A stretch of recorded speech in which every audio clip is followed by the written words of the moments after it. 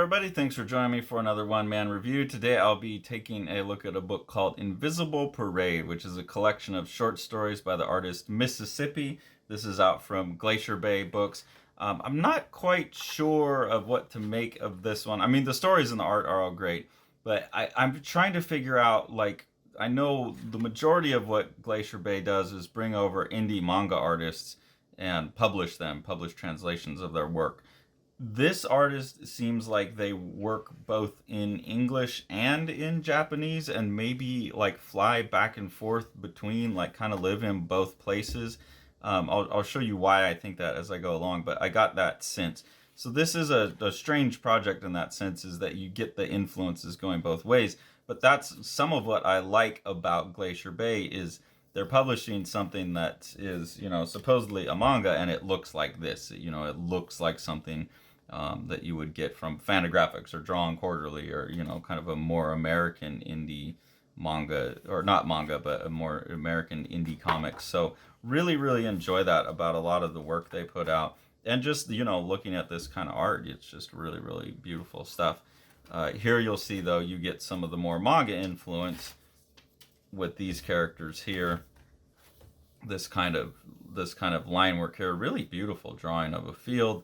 The more cartoony characters, the use of line versus this first story, which is like all ink wash and more shape and color. There's a real variety of kind of approaches colliding here. Like here you get that line-based kind of cartooning style combined with a lot of like pencil work and the more washy stuff and the two tones. So it's just really interesting combination of influences. And it really does seem like someone who's jumping back and forth, and just this kind of imagery here, really cool composition. The real reason that I think that this might be someone who's jumping back and forth is there's multiple times in the book, and I don't know why the book isn't just split half and half, but there's multiple times in the book where it says the following stories are published in the original left to right orientation. So now we gotta flip the book and we're reading it like an American audience would. And you kind of see that the style becomes a little bit more Americanized. And I would have to go back and look, but I started noticing that when I was flipped over, like a lot of the imagery was more American imagery. Like, the Statue of Liberty here, things are written in English. There would be like carnivals and signs that were written in English, like a McDonald's, like different things in the background that looked like they were happening in America. But then this one here's got in a different language. They're talking about a shrine. So I'm not sure. It just seems like someone who's jumping back and forth, and I didn't quite find the logic of why they were flipping. I don't know if it's just this artist Mississippi is producing things for anthologies on both sides of the ocean here, and they're just like flipping for, if it's going to be in an American or Western anthology, then it's going to be left to right, and if it's in a Japanese anthology, it's right to left. I'm not sure, but it's interesting. I just wish they would have said this is the right to left side of the book, and this is the left to right side.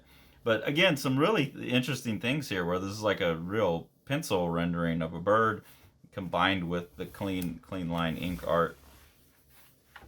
Here we get another flip. So again, I don't know why these are happening in the middle. Really like this creature here too, that's all rendered with pencil. So we got a flip again. Now we're back to Japanese.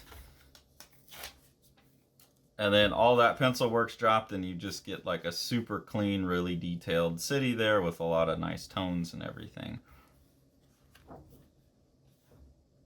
Another nice drawing here of like a Nessie coming up out of the ocean. And then we got a flip again. So you can see why it's just a strange format here.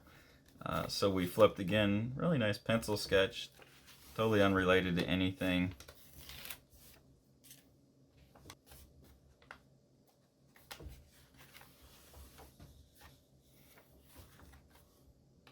I think this story here, Audrey Hepburn 2049, is my favorite story in the thing. So this is a story about some guy who finds out that aliens can shapeshift, and he finds out that his bike is an alien, and his bike tells him that, he asks it like, how did you come to this idea of like dressing up. He gives it a new form so it can talk, and then they can have a conversation. And he says, "How did you come to this idea of like turning into a bike?" And the alien explains to him that he had a predecessor came to Earth disguised as a bike, and he said, "I saw a video of my predecessor doing it. It looked like fun." And so then they watched this this video of the Audrey Hepburn movie, this famous scene where they're riding through Paris on the bike, on the Vespa, and like this is now in 2049. Supposedly they're watching this very old film, Roman Holiday, and this is supposedly where the alien got the idea. And so that is implying that the bike in this famous scene is also a shape-shifting alien. And I like that idea that, you know, some really famous thing within our history would have an alien embedded in it and we just wouldn't know it because it's a shapeshifter, and so it's just in a bike. So that's the kind of, I haven't talked about the stories, but those, you know, a sense of kind of the whimsical fun writing within this book is really compelling as well. And then you'll see, you know, this kind of stuff which just feels very, very different from what you'd expect if someone told you you're buying a manga. And then I found this especially frustrating. So now we're at the very end of the book. I don't know why they did this, and now we gotta flip. So I'm now in an American orientation, or I'd be reading left to right, and they want me to flip the book one more time just so I can read the afterword by Imuru. Now it's as if I'm at the beginning, or and I'm at the end of a manga again.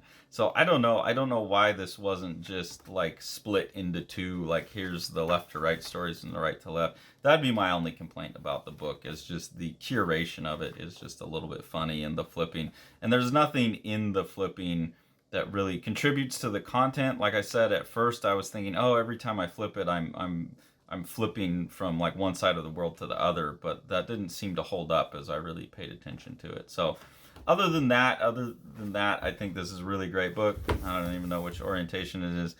Cool art all the way through. You can see, like I said, someone experimenting with a lot of different approaches and getting them to sit comfortably together, and then doing fun, enjoyable stories as well. So Invisible Parade, by short stories by Mississippi from Glacier Bay Books. Pretty much anything from Glacier Bay, I'm into it. Really enjoy what they're doing as a company, and I think it's a really valuable publishing mission they have. So please support them. If you enjoy what we're doing here on the channel and you want to support us, there's two ways to do it. The first is through our Patreon. We have two different tiers of engagement there. Early access to videos, exclusive art content, exclusive ongoing webcomic content that you can have participation, voting rights in, where the story goes. So a lot of cool stuff over there on the Patreon. Any of the money that we get from the Patreon goes back into buying the books that we review. So we just try and put that back into the community and into the industry, and just keeps us in books to share with you, so you can plan how you want to spend the rest of your money. If you want to spend some money on supporting Living the Line itself, the best thing that you could do is support what Sean's doing with Living the Line Publishing. So we'll go ahead and take a look at one of his books now. Centralia is an awesome, gorgeous comic by rising Dutch star Miel van de Peet. This is his first work. It's a really great sci-fi story. There's a world in the future where the sun has gotten so hot that people can't be on the ground, so they have to run around. There's a lot of conceits that go with that. You know, what is the world that looks like? And I think you can see by the art that Sean's description of this book as like a Moebius for young adults, a YA Moebius, is a really great description of this really gorgeous and like wild, wacky, fun book. Thanks for following along. Take it away, Jack. Lucio!